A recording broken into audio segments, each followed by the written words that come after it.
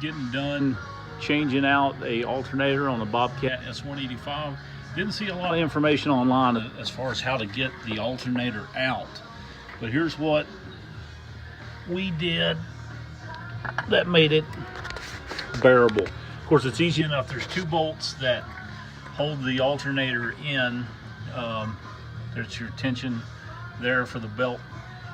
But anyway, those are easy enough. There's two bolts that take it in, electrical connections, all that stuff is pretty self-explanatory.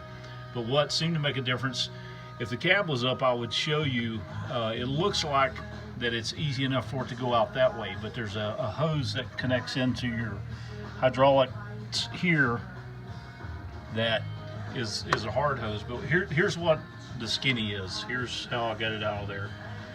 Seemed to be with the least amount of effort and without taking, my first instinct was take this hydraulic filter off, and it looked like it would clear through there. But there's a strap on this, on that hard pipe there. So I took that strap loose, and my dad was here helping me, and we lifted up on this. This just sits in there, of course, but there was just enough room to pivot this whole filter assembly, which allowed the alternator, of course all of this was off.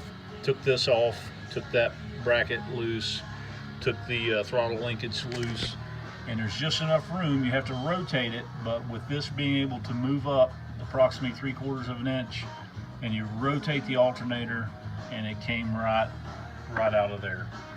So anyway, I hope this helps someone if you're changing this out, because I looked for it and couldn't find any information how to take it out without creating a heck of a mess with hydraulic fluid, and that seemed to be what worked for us. So anyway, hope this helps somebody. Thanks for watching.